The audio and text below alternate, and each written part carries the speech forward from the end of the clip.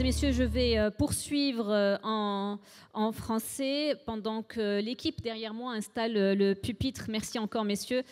Pendant qu'ils installent le pupitre derrière moi pour vous présenter notre prochain keynote speaker, une intervention extrêmement attendue, et nous avons le grand plaisir de l'avoir parmi nous. Nous avons hâte d'écouter son intervention. Il est président exécutif de Freedom Acquisition Corporation.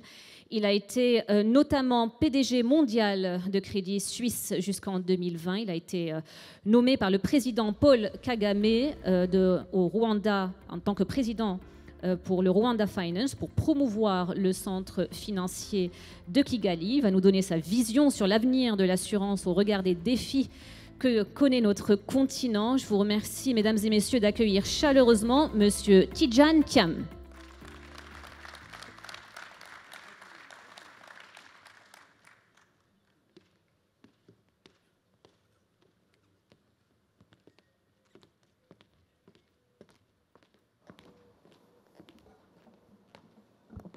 Mesdames et messieurs, bonjour. Je remercie les organisateurs de cet événement de m'avoir donné l'occasion de vous présenter quelques commentaires ce matin, ici à Casablanca. Je suis très heureux d'être là pour au moins deux raisons. La première, c'est que j'ai passé l'essentiel de ma carrière dans l'assurance. Comme on vient de vous le rappeler, j'ai été consultant chez McKinsey, où je travaillais principalement pour des compagnie d'assurance. Ensuite, j'ai été patron de l'Europe chez Aviva. Ensuite, j'ai été directeur financier de Prudential et j'ai été finalement CEO de Prudential. Donc, une assez longue carrière dans l'assurance sur différents marchés. Et la deuxième, qui est plus personnelle, c'est que certains d'entre vous sauront peut-être que j'ai passé mon enfance ici au Maroc, à Rabat. Donc, je dois beaucoup à ce pays avec lequel je garde des relations très, très chaleureuses.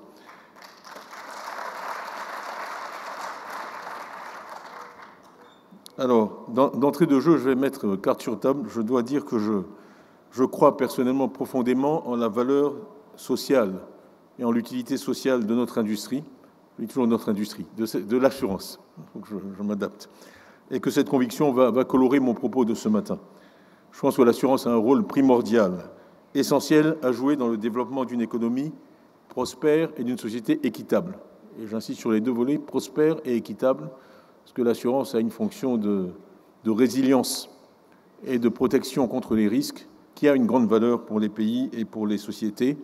Et en tout cas, j'ai toujours été très fier de travailler dans l'assurance. J'ai été président de l'ABI, de l'Association of British Insurance Companies, comme beaucoup d'entre vous qui sont présidents de leurs fédérations respectives. Et ça a été un honneur pour moi. Donc, on me demande de parler de l'Afrique. Peut-être juste un mot sur l'Afrique. Je crois que parfois, il faut des statistiques qui frappent. Bon, c'est 54 États, 1,4 milliard d'habitants. À chaque fois que je dois intervenir, je vérifie le chiffre. Il y a 2 ans, je parlais de 1,2 milliard. On est à 1,4 milliard. Le dernier chiffre que j'ai vu, c'est 1,494 milliard. Donc probablement 1,5 milliard depuis le début de ce discours. Donc la population croît très fortement. Mais c'est surtout 30 millions de kilomètres carrés. Ça, c'est un point, je pense, que nous, Africains, ne pouvons jamais souligner assez. Les cartes du monde, comme vous le savez, sont fausses. C'est la projection de Mercator qui sous-estime visuellement, parce qu'elles ont été faites par des Européens, la taille de l'Afrique sur le globe. Si vous allez sur Google et que vous regardez, il y a des cartes qui sont correctes. Et donc, si on regarde les chiffres, le Brésil a 8,5 millions de kilomètres carrés, les USA 9,8, la Chine 9,6, l'Inde 3,4. Et donc, j'ai coutume de dire à ceux qui ne connaissent pas l'Afrique que dans l'Afrique, vous pouvez mettre le Brésil, les États-Unis, l'Inde et la Chine. On ne peut pas le voir en regardant les cartes du monde comme on a l'habitude de les voir, mais c'est une vraie statistique. Je parle à des assureurs, donc on aime bien les chiffres, et les gens souvent vont vérifier, et puis ils arrivent à la même conclusion. C'est de loin le plus grand continent. Donc ce commentaire est pertinent parce que du coup, c'est très difficile de parler de l'Afrique en termes généraux. Quand vous avez un continent qui représente le Brésil, les USA, la Chine et l'Inde, tout ce qu'on dit de général est presque nécessairement faux.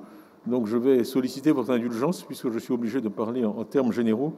Peut-être que ce que je dirais ne correspond pas à votre point de vue personnel, mais bon, ce sont mon point de vue et je vais essayer de dégager peut-être quelques grandes tendances sur ce thème. Mais je vais essentiellement parler de deux choses, les fonctions fondamentales de l'assurance en termes de risque, gestion des risques, et puis ensuite en termes d'investisseurs et de gestionnaires pour compte de tiers, parce que je pense que les deux sont très importants en Afrique. Donc si on commence par tout ce qui est la protection des biens, protection des actifs, en gros, et on le sait, l'assurance risque traditionnellement, on dit, croît comme le PIB, plus ou moins. Mais en Afrique, c'est beaucoup plus. Parce que vous avez une double exponentielle, vous avez la croissance de l'économie elle-même, et puis vous avez la pénétration, qui est relativement faible, ce qui permet, pendant très longtemps, en tout cas ça a été mon expérience en Asie, quand je dirigeais Prudential, de faire de la croissance à 2 chiffres pendant 15-20 ans. Et donc, je pense que les opportunités sont très, très importantes. Je pense que les primes vont continuer à croître plus rapidement que dans les économies matures, du fait de la croissance de ces économies africaines, mais aussi de la pénétration. Et en fait, l'assurance, c'est simple, ça facilite vraiment la vie de tous les jours. Je crois que sans assurance, on ne sortirait pas de chez soi, on n'oserait pas prendre une voiture, on n'oserait pas traverser la rue, parce qu'on est exposé à toutes sortes de risques dans tous ces stades de la vie. Et donc, vous êtes tous dans le secteur, il y a des nouveaux produits, des nouveaux services qu'on peut proposer. On parle souvent de l'expansion des mobiles, et j'y reviendrai, qui est quand même un changement fondamental en Afrique en termes des opportunités que ça crée pour les fournisseurs de services, ne serait-ce que l'assurance des mobiles eux-mêmes. Et on a aussi une classe moyenne africaine qui est en forte croissance. Alors, il y a des débats sur les chiffres, certains disent 300 millions, 400 millions, peu importe. Elle est large et croissante, et c'est spectaculaire, même quand on revient ici au Maroc, de voir l'essor de cette classe moyenne, de voir les supermarchés, de voir les voitures, de voir les logements. Tout ça, excusez-moi, je cherche mes mots parce que j'ai l'habitude de parler plus souvent en anglais qu'en français. J'ai envie de dire, it drives growth, mais ça alimente, ça soutient la croissance du secteur, et c'est important. Et l'autre dimension à discuter, donc vraiment je passe assez rapidement sur toutes les problématiques. J'ai vu dans votre programme, vous avez discuté toutes les questions de distribution, de technologie, la révolution qui est en cours dans le secteur. Peut-être juste un commentaire sur pour moi, une chose qui est importante, c'est aussi de regarder vraiment les opportunités créées par la culture. Par exemple, Prudential était très important en Indonésie. Quand je suis parti, il y avait 200 000 agents Prudential en Indonésie, mais par exemple, l'aspect islamique était très important dans la conception des produits, dans le type d'investissement où on mettait les primes. Et je crois que si on réfléchit de façon innovatrice, et on a beaucoup parlé d'innovation dans le panel précédent, il y a vraiment un contenu spécifique à beaucoup de pays africains où je pense que les assureurs peuvent vraiment innover et créer des produits qui ont de la valeur pour les clients. Moi, j'ai toujours dit, j'aime bien l'assurance because you can do well whilst doing good. C'est vraiment un des rares secteurs dans l'économie où vous pouvez vraiment gagner de l'argent, ce qui est légitime, mais en vous couchant tous les soirs et en dormant bien, parce que vous vous dites, voilà, j'ai fait vraiment quelque chose qui a un sens, qui a de la valeur et qui protège les vies des familles et des acteurs économiques. Donc le deuxième volet dont je voudrais plus parler, c'est tout ce qui est lié en fait à la vie, et donc à la prévoyance et ensuite à la retraite. En parlant d'abord de démographie, qui est vraiment une des composantes fondamentales de l'économie partout. On sait qu'en Occident, le problème, c'est le vieillissement des populations, le financement des retraites dans un contexte de vieillissement des populations. Ici, on a le contraire, qui est vraiment une population en explosion. Si je prends mon propre pays, la Côte d'Ivoire, en 1960, c'était 3 millions d'habitants. Au dernier recensement, en 2021, c'était 30 millions d'habitants. Donc, c'est une croissance absolument explosive, qui est souvent considérée comme un problème. Mais moi, je veux croire que c'est plus une opportunité qu'un problème. Mais ça pose aussi un défi unique.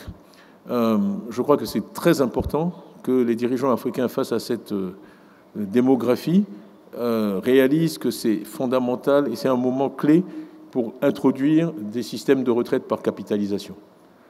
Sinon, on se pose un problème à 20 ou 30 ans qui sera absolument catastrophique.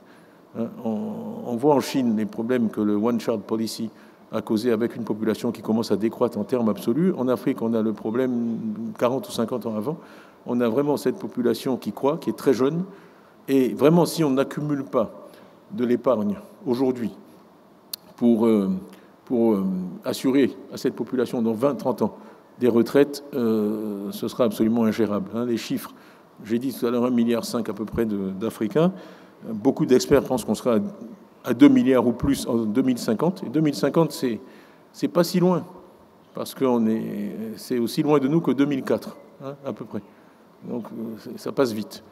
Donc les actions à prendre sont à prendre maintenant et à prendre très vite. Et l'autre aspect qui est lié à ça, c'est vraiment celui que j'appelle la protection contre les accidents de la vie. Pour la classe moyenne, tout ce qui est assurance santé et assurance vie. Vous savez qu'une des premières causes de pauvreté, on parle beaucoup des problèmes du monde rural, de revenus, etc., mais c'est les accidents de la vie. Je crois qu'à peu près 65% des gens qui tombent en dessous de la ligne de pauvreté, c'est lié à la perte d'un parent, au décès d'un parent, ou à une perte d'emploi, etc. Et là, il y a vraiment des opportunités, again, de do well by doing good, d'avoir des produits qui protègent les familles dans ces situations, tout en permettant aux opérateurs privés de gagner de l'argent. Et je crois que j'ai parlé d'équité tout à l'heure, il y a aussi un problème de justice sociale.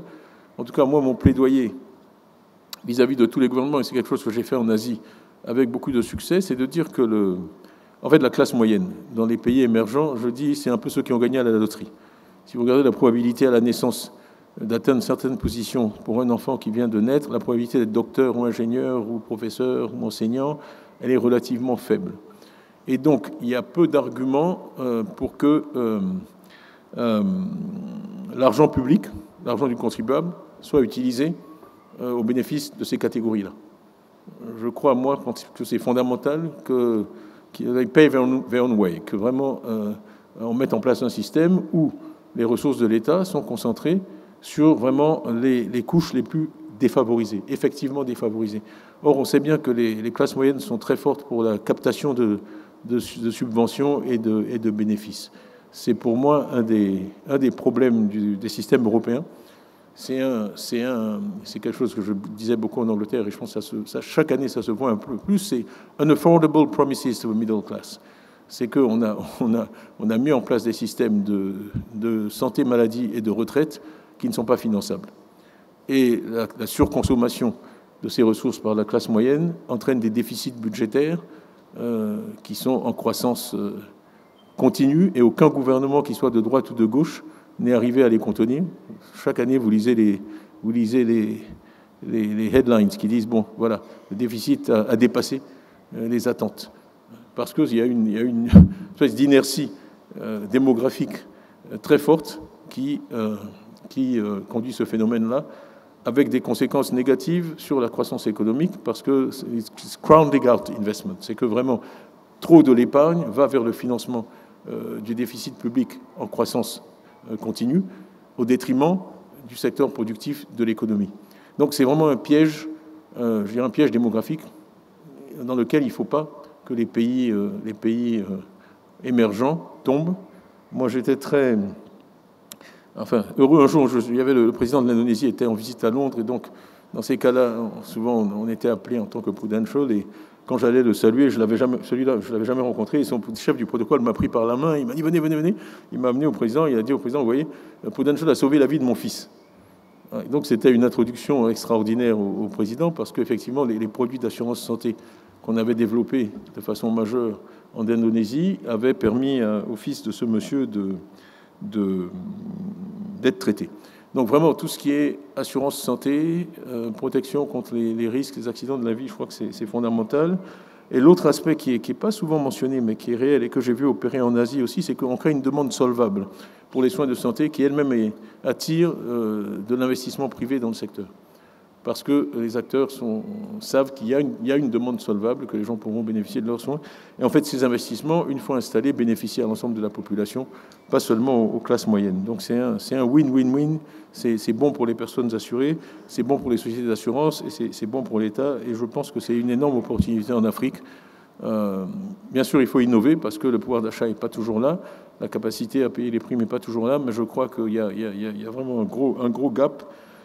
Et j'ai vu que dans vos sessions, vous avez parlé du protection gap, mais il existe, il est important, et ça crée des opportunités importantes. Alors, l'autre point dont je voudrais parler, c'est vraiment plus la retraite et l'épargne. Parce qu'un des métiers corps de notre industrie, c'est bien d'investir et gérer pour le compte de tiers.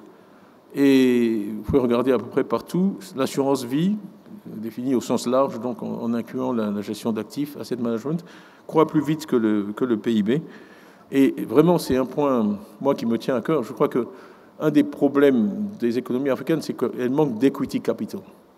Vraiment, il y a un manque fondamental d'equity. Et on dit fonds propres en français, mais c'est pas la même chose. Enfin, c'est techniquement la même chose, mais je pense que on est tous habitués à pratiquer ces termes-là. Equity, donc je vais utiliser equity plutôt que fonds propres. C'est vraiment l'opposé de la dette.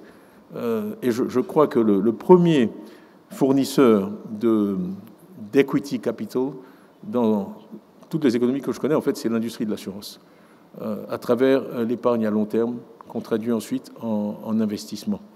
Et si vous regardez, bon, je parle de Prudential, mais Prudential a été créé en 1848, et quand je partais, Prudential était le premier investisseur sur la bourse de Londres. Il devait avoir 3% de la bourse de Londres en market cap à peu près, et donc des participations dans absolument tous les secteurs de l'économie, dans l'equity. Equity. On a tendance, parce qu'il y a une insuffisance de capital en Afrique, à aller tout de suite vers la dette. La dette doit venir après l'equity, pas avant.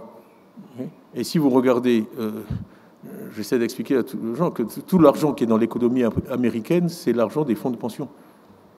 On dit BlackRock, il gère l'argent des fonds de pension. PIMCO, il gère l'argent des fonds de pension. Ils passent leur temps à aller voir les fonds de pension dans tous les États américains, les pompiers de l'Idaho, les machins, pour rassembler. C'est ça qui fait les trillions de dollars.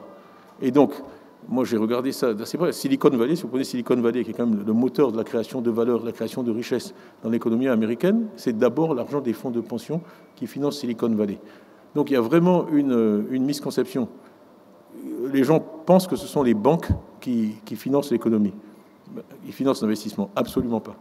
Les banques ont des contraintes en capital qui font qu'elles peuvent prêter un peu, mais elles ne vont jamais financer la croissance à long terme.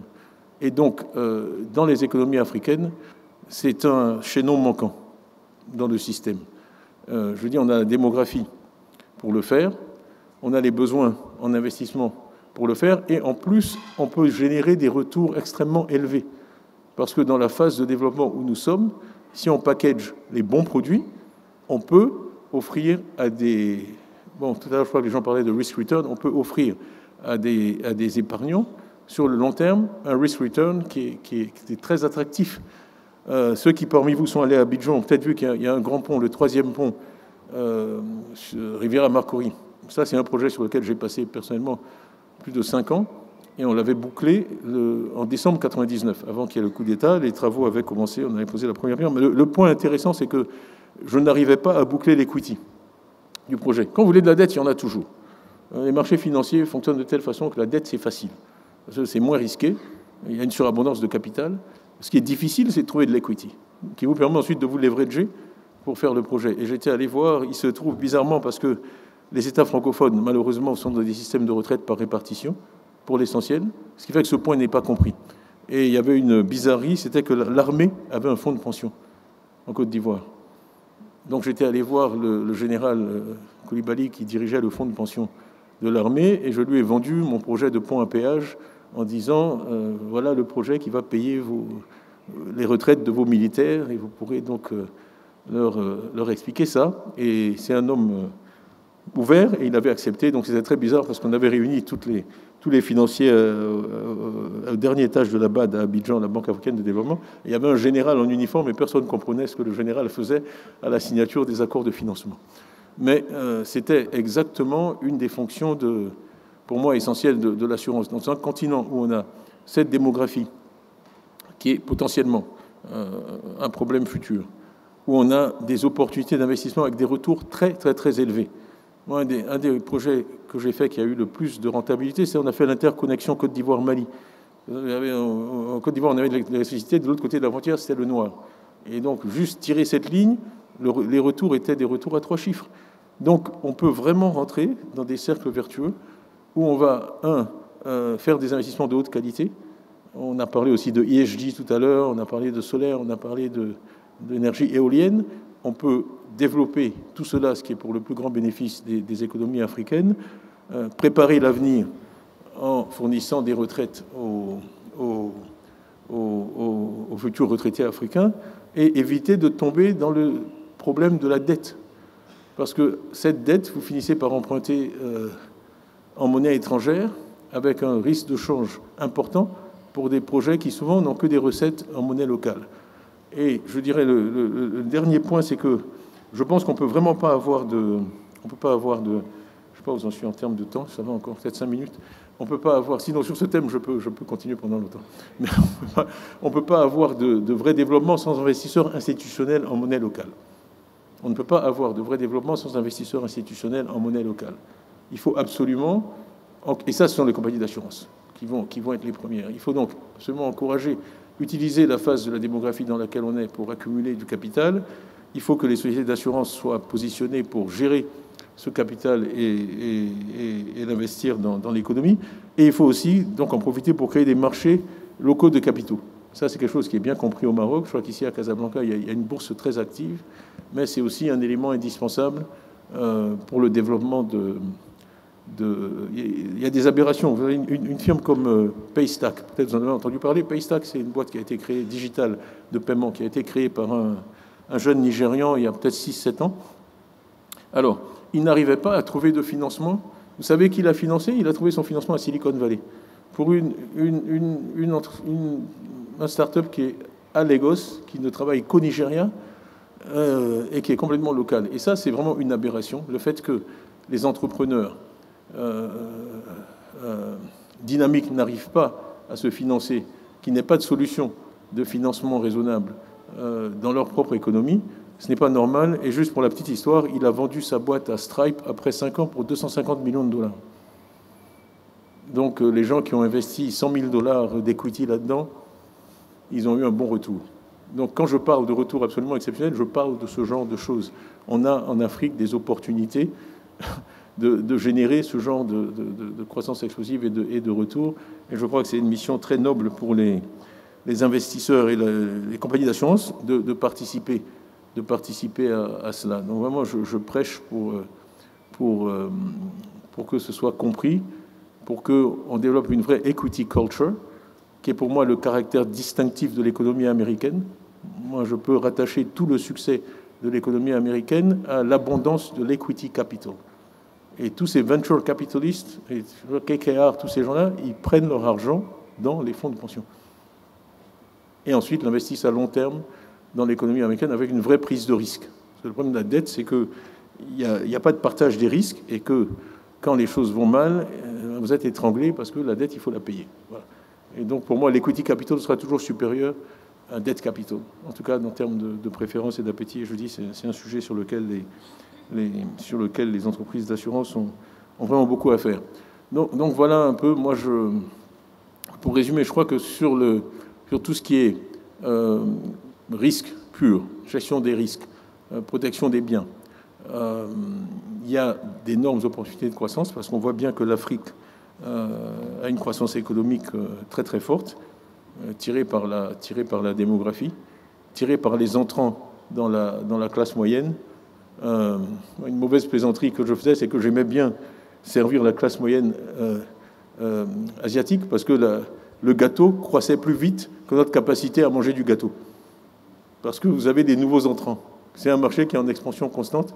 Et en fait, vous êtes en train de courir parce que vous avez une boîte qui a une capacité limitée. Et en fait, l'économie génère tellement de nouveaux entrants dans la classe moyenne que vous pouvez croître et la pénétration baisse. Parce qu'il y a eu tellement de nouveaux entrants que malgré tous vos efforts, vous n'arrivez pas à faire croître la pénétration. Donc ça, c'est des marchés uniques. Je pense qu'en Afrique, on a des opportunités de ce genre. Bon, bien sûr, l'Afrique est diverse. Il y a des pays comme le Maroc qui marchent très bien. Il y a d'autres pays qui marchent moins bien. Mais quand on me dit ça, moi je dis, écoutez, en Europe, il y a la Suède et puis il y a la Serbie. Personne ne dit, ou la Croatie, sans insulter personne, mais personne ne dit je ne vais pas aller en Europe parce qu'il y a la Serbie. Donc je demande simplement que les gens fassent preuve de discernement quand ils regardent les marchés africains et qu'ils acceptent que dans toute zone géographique, il y a des pays qui marchent très bien, des pays qui marchent moins bien, mais que dans l'ensemble, il y a une dynamique qui est positive et qu'on espère que la contagion va aller des pays qui marchent bien vers les pays qui marchent moins bien, plutôt que des pays qui marchent moins bien vers les pays qui marchent bien. Donc, moi, je suis optimiste, donc je crois plutôt au premier cas, c'est-à-dire que les pays qui marchent bien tirent les autres vers le haut. Et je vais encore faire un compliment au Maroc. Je crois que le Maroc joue ce rôle en Afrique. Quand on voit ce que le Maroc fait en Afrique subsaharienne, c'est exactement ça.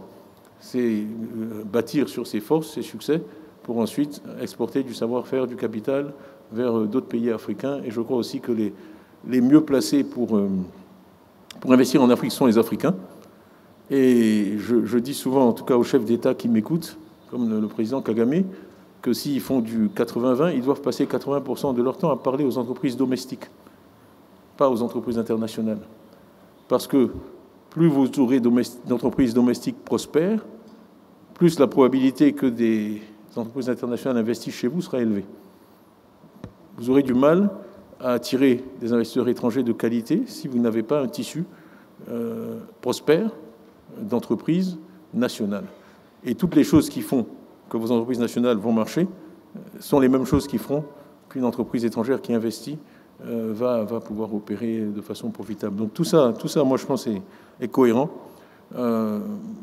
L'assurance, c'était un peu mon point d'entrée, a un rôle absolument essentiel à jouer dans le processus que je décris là, pour la protection des biens et des personnes, et aussi pour l'accumulation d'épargne de qualité et la formation d'equity capital qui va supporter elle-même la formation d'entreprises à succès.